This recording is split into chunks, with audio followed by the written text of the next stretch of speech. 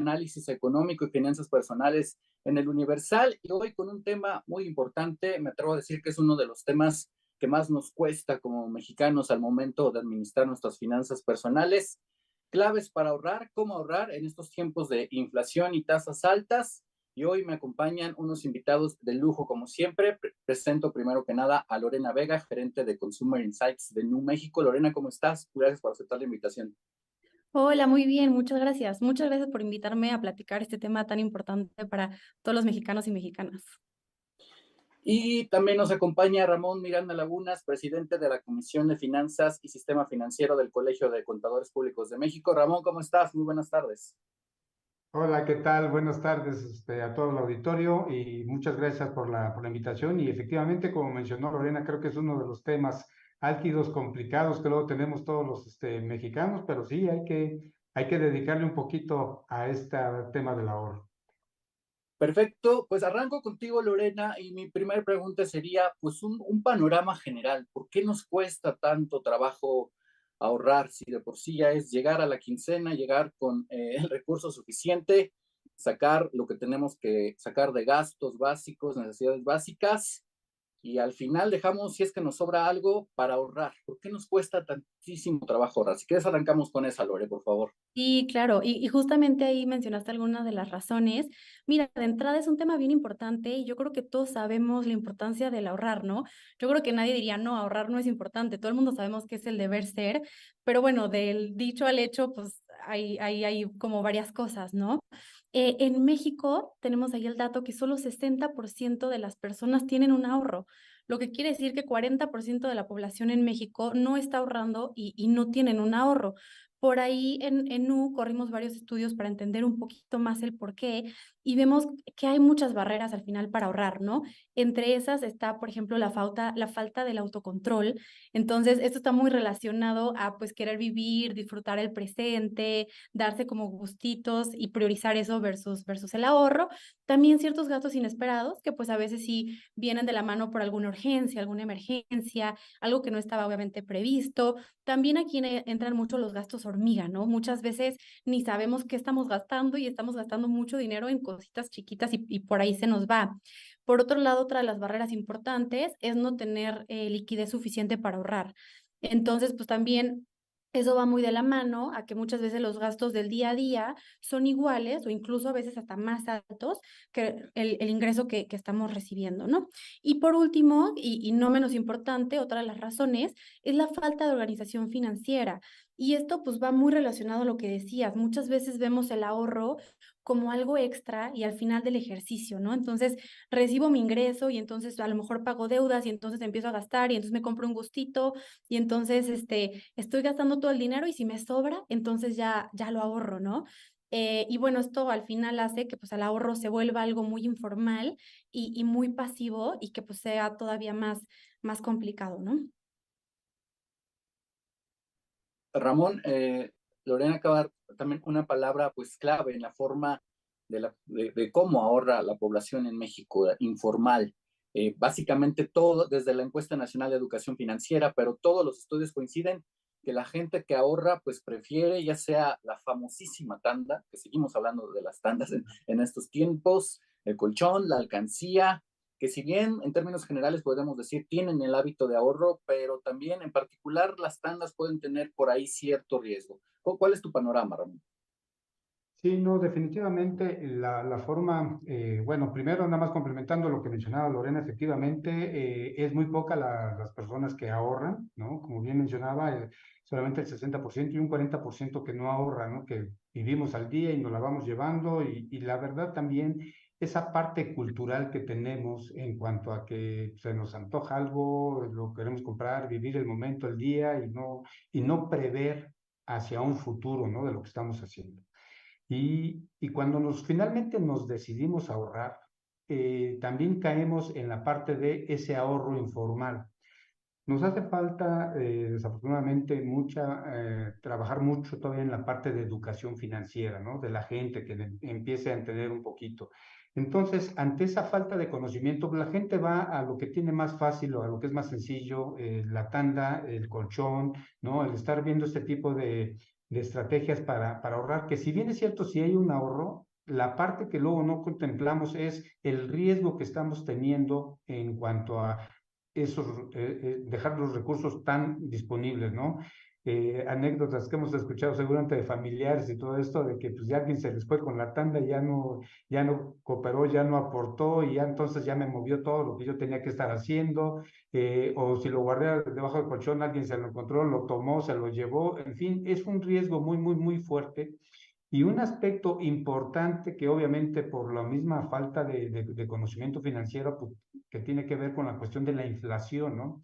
Ese tipo de ahorro, pues me demerita porque al final la inflación, y más en estos años recientes que hemos tenido niveles de inflación muy, muy altos, pues lo que hace es que crea un demérito en ese dinero que estamos teniendo.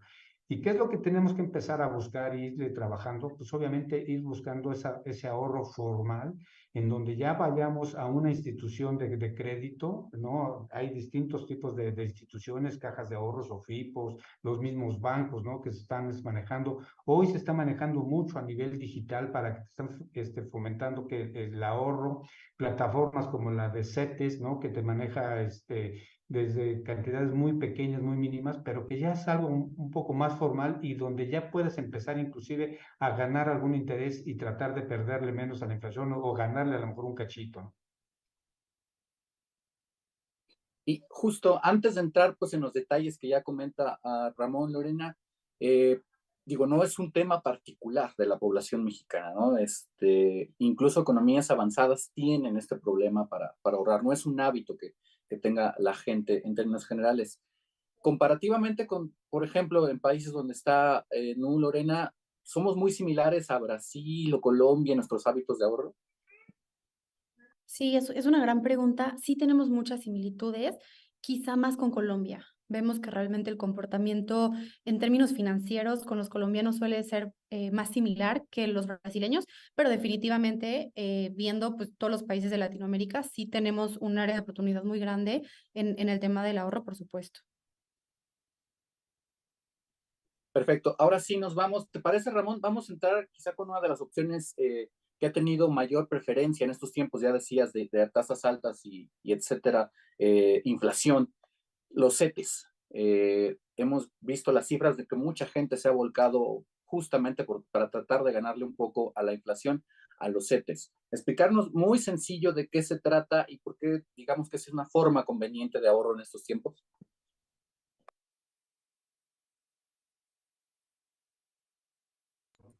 Sí, los CETES son instrumentos de deuda que emite el gobierno federal. Y la ventaja que tienen es que el riesgo que manejan es un riesgo mínimo, ¿no? El gran temor que tiene la gente, y a veces muy bien fundado, es, oye, ¿y si pierdo mis ahorros? ¿Y si quiebra el banco? ¿O qué pasa si en el Inter nos llega una crisis como nos ha sucedido en años anteriores, donde pues, obviamente fueron situaciones económicas muy, muy, muy, muy fuertes y mucha gente perdió dinero? Y ese temor, yo creo que hasta la fecha de alguna manera sigue latente, ¿no? Y sigue la gente con esa inquietud. Entonces, el ahorrar en CETES nos da una tranquilidad porque al ser el gobierno quien emite esos instrumentos, digamos que el riesgo ya es muy mínimo. Por supuesto que tienen un riesgo, pero insisto, es un riesgo muy, muy, muy pequeño. Y la tasa de interés que ofrecen este tipo de instrumentos son una tasa que va más o menos acorde con los niveles de inflación. Se va ajustando según la inflación. Sube la inflación, sube esa tasa de rendimiento que ofrecen este tipo de instrumentos. Y entonces ya nos resarcen en gran parte de la inflación. Hay momentos en donde ha estado un poquito abajo de la inflación, un poquitito arriba de la inflación, pero realmente nos va manteniendo ese poder adquisitivo para que nosotros estemos ganando o generando algún recurso adicional. Comentaba esta parte tecnológica, ¿no? De esta plataforma de CETES, que en donde ya se pueden invertir desde 100 pesos se puede estar manejando, y ahí también tenemos un poco la barrera tecnológica, ¿no? De que pues, la gente más joven obviamente le entiende un poquito más a este tipo de cuestión tecnológica, la gente que tenemos más edad, más tiempo, pues ya a veces nos cuesta un poquito de trabajo, pero una vez que nosotros podamos ir entendiendo la lógica y cómo maneja y opera esta parte, creo que puede ser una muy buena alternativa de inversión. Y justo, Lore, en la parte tecnológica, pues platícanos un poco lo que está haciendo Nu, precisamente para la gente que quiera, desde abrir una cuenta, que también no es el tema de la charla, pero también sabemos que en México una gran parte de la población aún no cuenta con una cuenta bancaria, pero hay desde tener una cuenta bancaria y de ahí podemos comenzar a ahorrar. Si quieres, platícanos justamente lo que comenta Ramón, este tema de las opciones tecnológicas que ya existen. Sí, por supuesto. Me voy a regresar tantito a justo lo que platicábamos ahorita. Nosotros desde Nu México aprendimos que hay un porcentaje muy alto de la población, de hecho es el 54% de la población en México, que ahorran de forma informal. Y como platicábamos ahorita, ¿no? Ahorran guardando el dinero en casa, en tandas también es una opción bastante popular, dándole el dinero a un amigo. Y pues no solamente es una opción quizá un poquito más insegura, o a lo mejor una opción que a lo mejor te puede traer la tentación, ¿no? De que está ahí en la casa y bueno, me lo voy a gastar, sino por otro lado, el dinero vemos que está dormido, está estancado, está perdiendo el valor en el tiempo.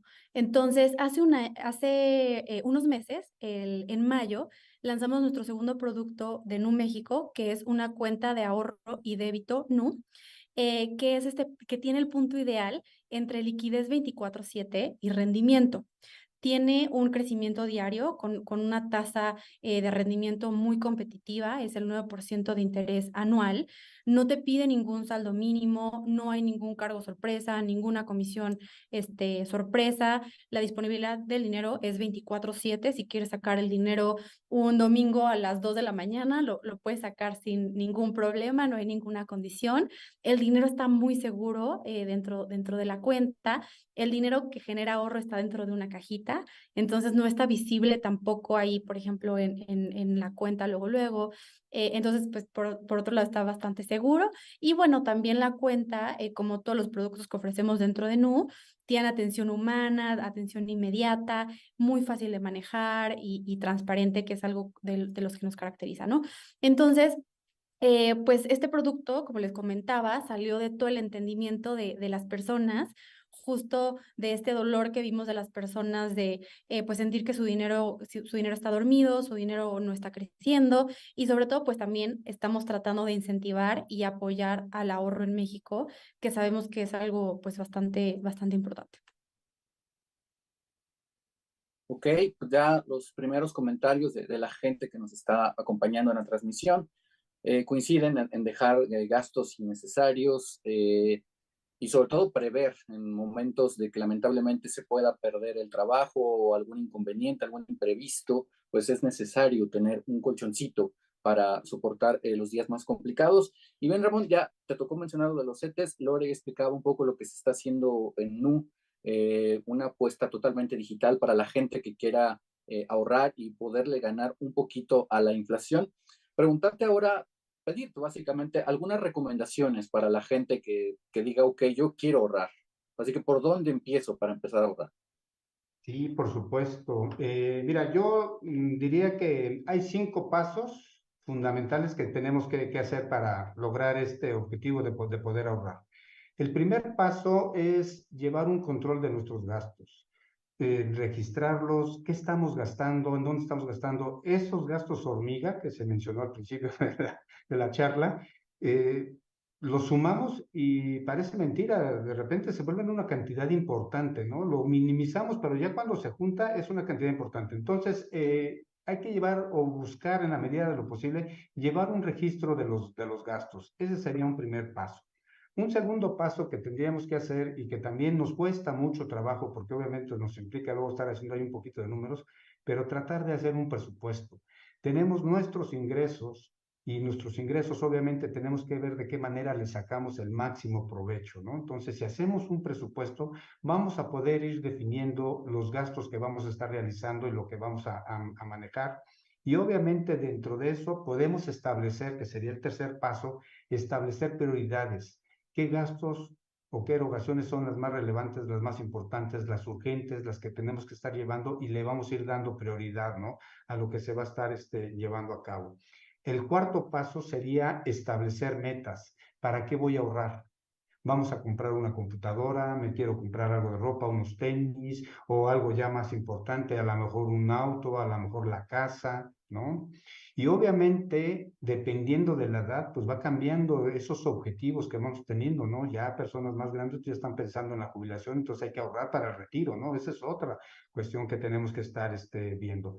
Y finalmente, el quinto paso sería establecer la mejor estrategia de ahorro e inversión para ver cómo podemos maximizar nosotros ese ahorro, ¿no?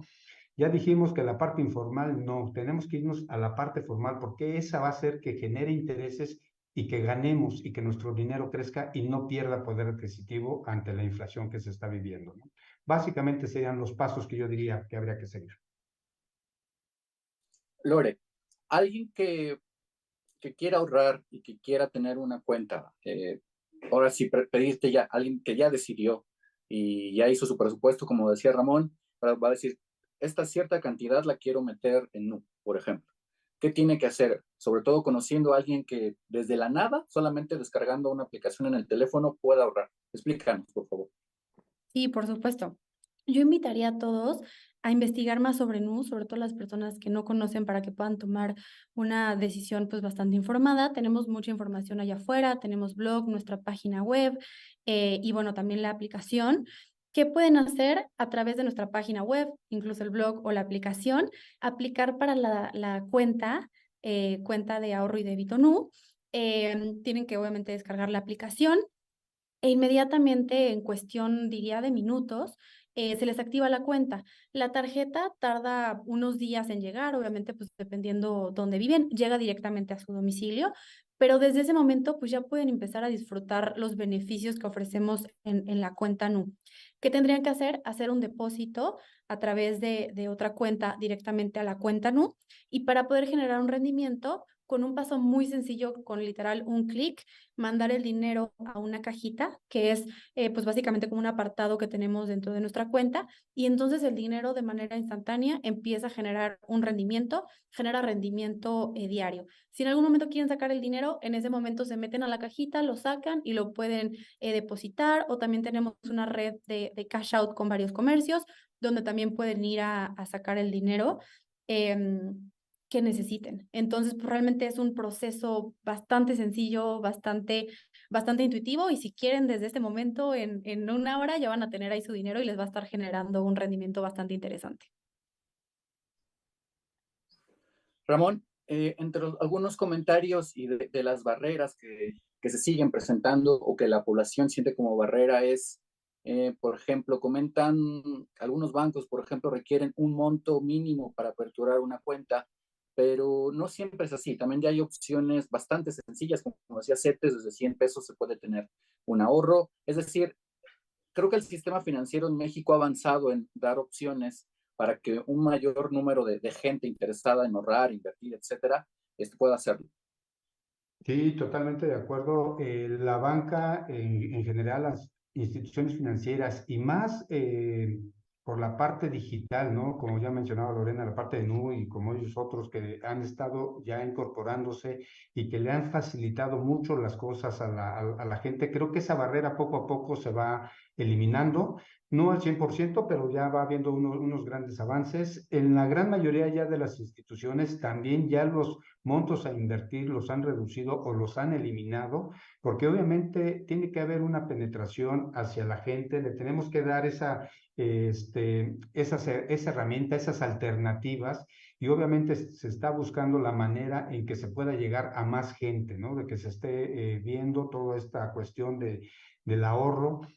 Es una parte importante porque al final del día, si lo vemos todo como un mecanismo, o sea, le estamos generando a la empresa, perdón, a la empresa, a las personas un beneficio al tener esos ahorros de lo que está manejando, pero a su vez el sistema financiero también ya está dando esa penetración y toda esa parte para que lo puedan ir teniendo el acceso sobre todo, ¿no? Para este tipo de cuestiones. Y creo que sí es muy, muy importante todo ese avance básicamente basado en la parte tecnológica, ¿no? Lorena, pues gracias a la gente que nos está viendo por los comentarios. Me voy a regresar un poquito y pedirte un comentario sobre, comenta Laura, pues Laura Dávila, de repente pues, se complica mucho ahorrar considerando que hay bajos ingresos, etcétera. y básicamente se llega a fin de mes justito, ¿no? Si es que se llega, si no terminas pidiendo un dinero, etcétera. Pero en particular, si bien es una realidad el tema de económico, etcétera, eh, ¿tú qué opinas? También se trata de una falta de disciplina, de malos hábitos que se tienen y que complican un poco más esta situación. Sí, creo que es un conjunto de cosas y obviamente pues cada persona va a tener pues diferentes situaciones y diferentes motivos, ¿no? Como lo platicamos, pues hay muchas barreras y entonces a lo mejor para alguien una barrera va a ser más importante que la otra. Yo creo que es como un cúmulo de cosas, pero justamente los tips que comentaba Ramón para poder ahorrar me parece que son muy acertados y como recalcando como tres que creo que pueden ayudar sin importar la barrera que tengas. Uno es la parte de organización financiera, ¿no? Muchas veces también nos cuesta o no lo hacemos tanto como deberíamos, tener muy claro exactamente cuál es nuestro ingreso, absolutamente todo lo que ganamos, cuándo lo ganamos, cómo lo ganamos, absolutamente todo lo que gastamos, que eso es todavía algo más difícil de controlar, incluso anotar como los gastos hormiga que luego pues ni nos damos cuenta de 5 pesitos en 5 pesitos se nos puede ir mucho dinero. Entonces tener como un presupuesto como muy claro de todo lo que entra, todo lo que sale y proactivamente antes de empezar como a pagar todo y a gastar el dinero, poder separar un porcentaje, ¿no? Nosotros por lo general recomendamos un 20% del ingreso, pero obviamente pues depende. Hay situaciones donde el 20% es mucho y entonces a lo mejor es el 5 o a lo mejor es el 10 o de repente se puede un poquito más, pues qué mejor, ¿no? Pero aquí lo que sí diría es, tratemos pues de tener como muy buena organización financiera y sobre todo pues muy claro el monto que podamos ahorrar, así sea chiquito, pues de poquito en poquito cada vez vamos a generar el hábito y cada vez lo vamos a poder incrementar. Otro tip bastante importante es el tema de controlar los gastos y proactivamente ver dónde podemos ahorrar, ¿no? Hoy en día hay pues ya muchas plataformas o en internet o en redes sociales, podemos comparar los costos de las cosas, ¿no? Antes, si queríamos ahorrar un poquito más, pues teníamos que ir a 3 supermercados diferentes y entonces ver los precios y casi que acordarnos de eso o apuntarlo. Hoy en día, desde internet, podemos comparar los precios no solo de súper, sino de pues muchísimas cosas que compramos. Entonces, si a lo mejor ahorita no nos está dando lo que ganamos para ahorrar un porcentaje que queremos o si quiere ahorrar, pues entonces tratemos de ver cómo bajamos un poco los gastos. Y entonces a través de comparar precios, definitivamente vamos a poder pellizcar tantito y usar ese dinero para el ahorro. Y por otro lado, me parece súper importante evitar a toda costa endeudarnos. Luego no podemos ahorrar no solamente por nuestros gastos del día a día, sino por la deuda que adquirimos hace unos meses o incluso años y que pues la tenemos todavía cargando, ¿no? Entonces, tratar de no endeudarnos de ninguna manera, tratar de no pagar intereses, comisiones, hacer un muy buen uso de las tarjetas de crédito, llevar como muy buen control, obviamente nunca considerar una tarjeta de crédito como extensión de nuestro ingreso y llevar un muy buen control de la tarjeta, de cuándo tenemos que pagar la tarjeta, porque luego pues también nos pasa que los intereses nos pueden ir como comiendo y eso pues también hace que nuestro ingreso se reduzca y que no podamos ahorrar. Entonces, en general creo que pues las barreras van a depender mucho de la situación y de las personas y también los tips que nos funcionen, pues va a depender de nuestra situación, pero creo que hay tips muy buenos que nos pueden ayudar a, si quieren empezar a ahorrar poquito e ir generando ese hábito. Ahora, Ramón, ya creo que hemos abordado en términos generales el tema de iniciar a ahorrar, algunas opciones.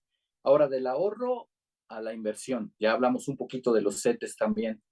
¿Dónde más recomendarías ya a alguien que ya tenga el hábito de ahorrar y de decir, ok, ahora le quiero ganar a la inflación, que como hemos escuchado, pues todavía va a prevalecer alta varios meses, e incluso se habla que más allá de 2023 todavía vamos a tener esta inflación con lo que estamos viviendo? Sí. El siguiente paso, ¿cómo damos el siguiente paso para ganarle, para poner a trabajar el dinero? Sí, obviamente como todo, pues hay que documentarnos, hay que empezar a investigar, pero las mismas instituciones de crédito ya cuentan actualmente con diversos instrumentos de inversión en donde ya la gente puede tener acceso. Toda esta parte, regreso a lo que estaba comentando ya hace un momentito, la parte de la inclusión financiera, todo lo que se está haciendo, la verdad es que la banca sí ha trabajado mucho en ese aspecto. Y dentro de lo que se puede estar llevando a cabo, nosotros que estemos viendo, es buscar, desde mi punto de vista, creo que una estrategia muy buena son los famosos fondos de inversión. ¿Qué es un fondo de inversión? Un fondo de inversión son distintos instrumentos que las instituciones de crédito están invirtiendo.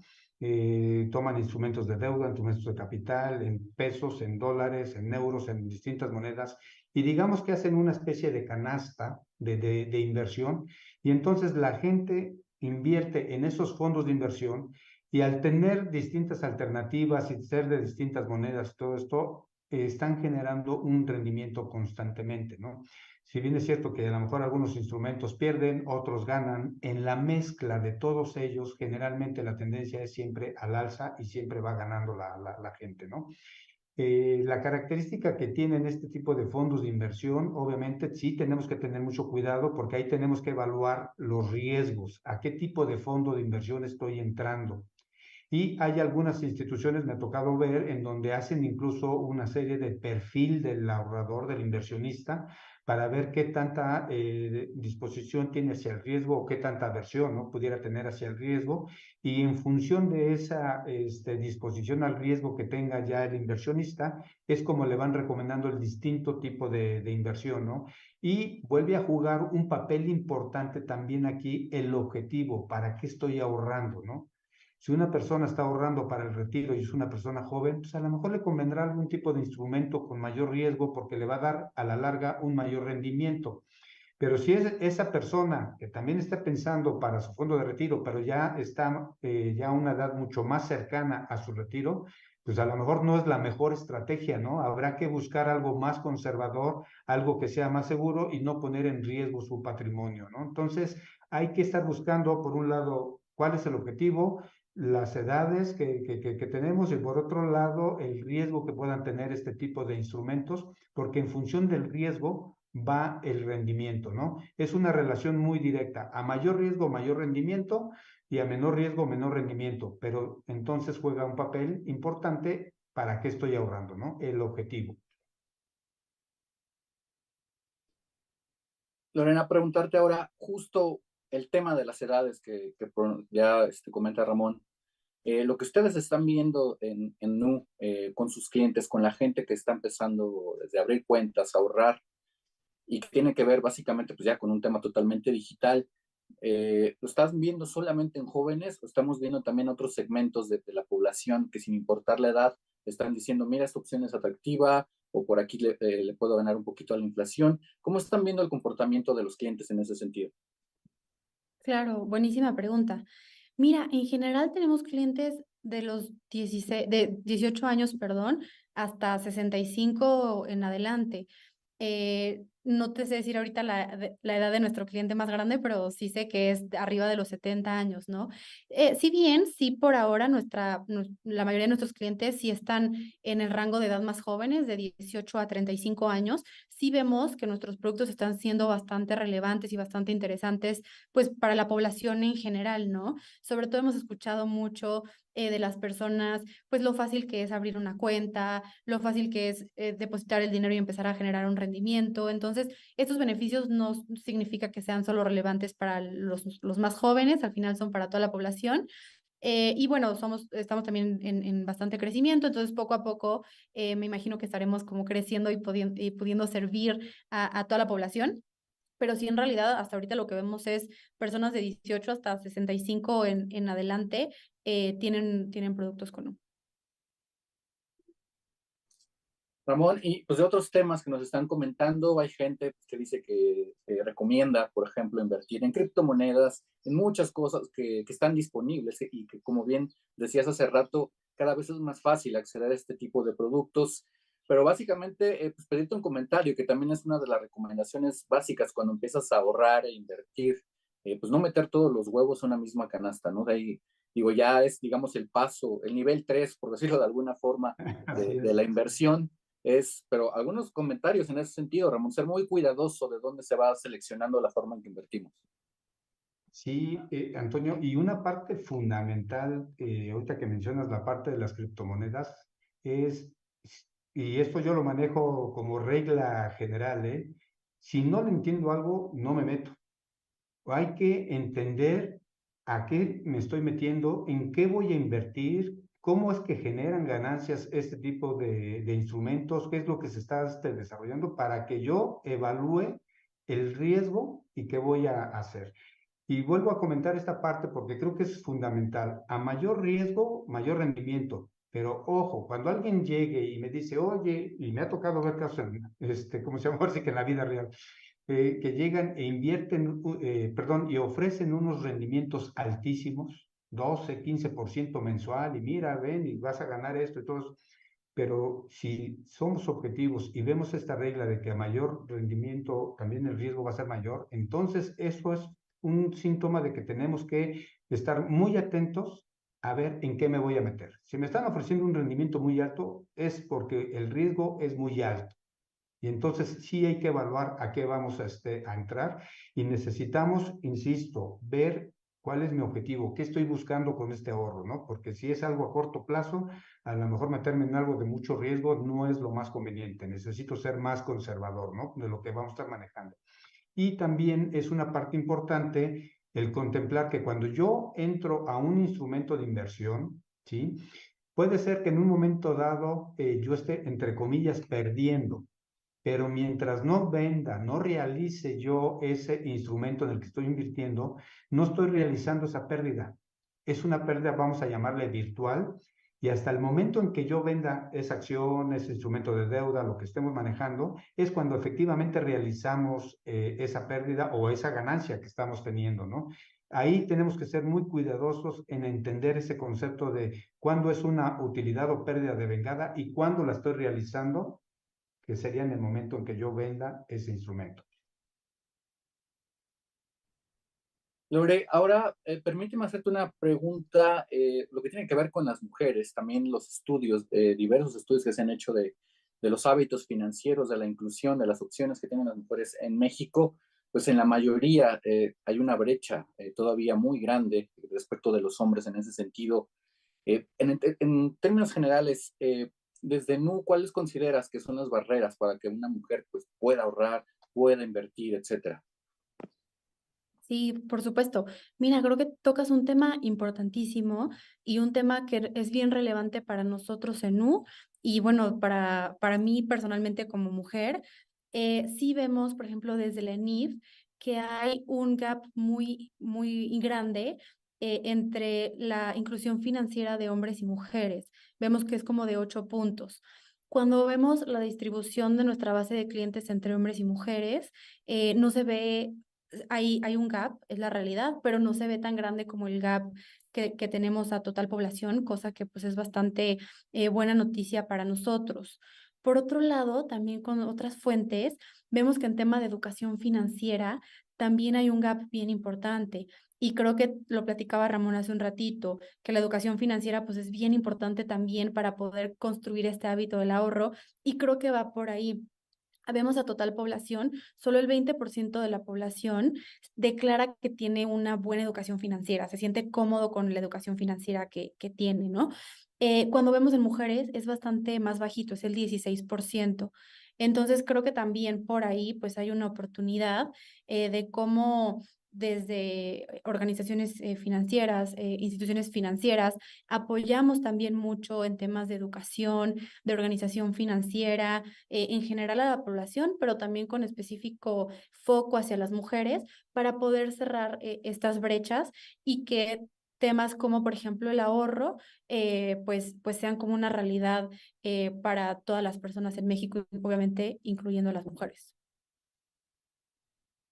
Justo, Ramón, tocando este tema que toca Lore de la necesidad de seguir reforzando la educación financiera en México y ya para ir cerrando la mesa, pedirte algunas recomendaciones, sobre todo de la gente que creo que es mucho todavía miedo a meterse instrumentos formales, a acercarse a un banco, una institución financiera. ¿Por dónde empezarías tú para decirle, mira, te conviene estar en el sector formal, puedes obtener estos beneficios? ¿Cuál sería para ti el ABC de alguien, quizá un joven que está empezando a trabajar, etcétera? ¿Por dónde lo invitarías?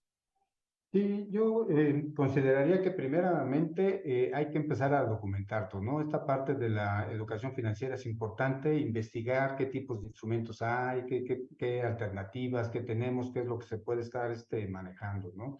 El segundo paso que yo creo que sería bueno es empezar a hacer unas primeras pruebas, por llamarle de alguna manera.